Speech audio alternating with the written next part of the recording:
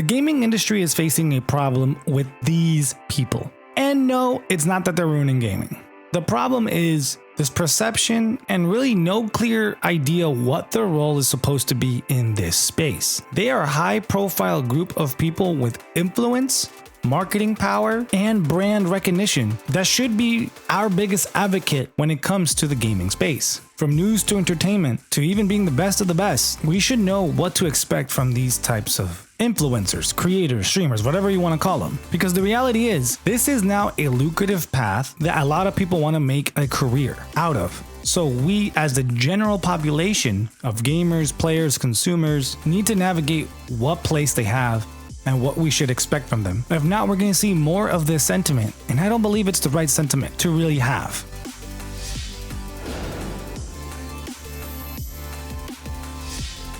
Don't get me wrong, I think creators do a lot of dumb things, and I mean the big reason I'm doing this follow-up video is because I do hold some highly responsible for the trash fire that is Call of Duty, and I discussed that there. But ultimately, it's not their fault. I really can't hold them that much responsible because they're doing what they're meant to be doing, even though the situation really pisses me off. The approach to this question is asking the right set of questions and to be as based as possible. Impossible! I know, right? Wild take, being based in this economy? But for real, let's break down what gaming creators do. They fall into two realms, providing us information or providing us entertainment. In today's video, I kind of just want to narrow down and talk about the entertainment aspect. For one, there's the more drama side to it, and they're ones that include a lot of the problematic behavior I see from creators, which is the root of a lot of the sentiment of they ruin gaming. What makes this tricky to navigate is their business model relies on them, one, enjoying the game that they play or the games that they play, because it has to come from a source of passion and interest, because that passion fuels their audience, fuels attraction to the game, and it builds a symbiotic natural relationship to grow both their influence and the game's influence. Their passion, their time into the game allows them to provide valuable feedback to say what's good, what's bad, what is needed, and we see creators fill these roles really well. But I think the issue really comes in not really understanding what that really does. And it inflates the egos of these creators because they think they are something they really are not. Important figures in the gaming space or in the games that they play. Gaming creators are the most useless component to a game. They are not above the game or its players. They are a facet, a supplement. This is a crude example. It's a random Wednesday night when I'm recording this. Let's take a look at World of Warcraft. Twitch numbers, 73,000 are interested in watching the game and interacting with creators that play that game. Yet it has an active player base of about 2 million. Not for nothing, if those creators drop dead, and no, not literally, I mean they just didn't stream, didn't create content for the game would be just fine. But that's a terrible example. One, that's a game no one really cares about. It's an MMO. It's a long-lasting 20-year-old game. Of course it's gonna have people. Fine, okay? Let's see what's popular on Twitch right now. All right, we got GTA 5. GTA 5 has low numbers on PC, but then again, PC is not the main audience of GTA 5, I think. But okay, cool. GTA 5 supports creators have some kind of influence, but not really. Let's look at Fortnite, the biggest gaming franchise right now.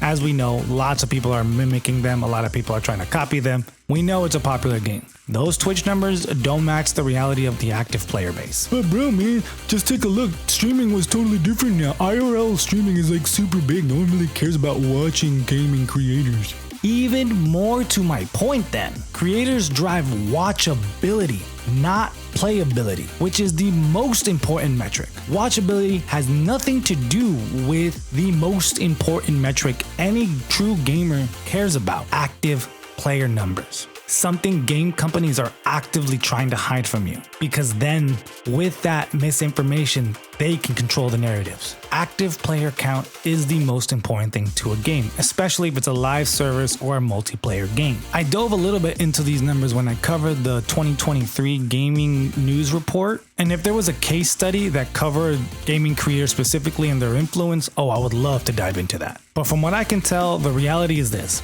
good games will attract and keep players, which is secondary to what creators offer. However, creators do have the power to influence that growth, create a symbiotic relationship that can kill or promote a game. And I think that's where the idea of ruining gaming is coming from. from that piece of the puzzle. Because we all know new games have an uphill battle, and we've seen creators seemingly kill any potential growth. However, let's look at an example, The Finals, an FPS game with really no big creators backing it, at least from what I can tell, but it's doing just fine. Look at these numbers. I don't know what kind of numbers y'all are expecting, but this is a good number. And again, it doesn't even include consoles. Again, this is why I advocate we need player counts back. So are creators killing games, or are the people listening to them killing games? Because I can totally see the argument that when creators leave after that initial hype, the game dies, quote unquote. But y'all realize that is expected, right? One, no game can maintain launch numbers. And two, creators are only being paid for a certain amount of time. They'll only stay if they personally enjoy the game. So why are we judging games based on that subjective mindset? Try out the game yourself. But I get it. We live in an expensive time for gaming. Like, holy crap, this is an expensive hobby.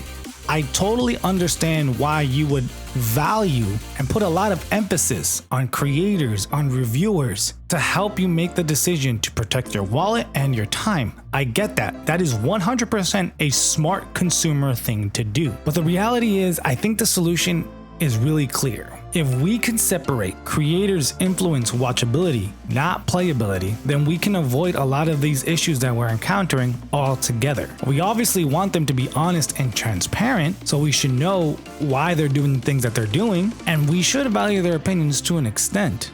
But creators only paint one side of the picture. We really should stop letting them think that that's the only part of the picture. Is the game fun? Are players returning to the game? Are the game studios not total dickheads? This power that some people think creators have is not really true. It's us who listen to them, who value their opinion, who put them on pedestals, who give them that power. So if you think they are the problem, then take it back. It's that simple.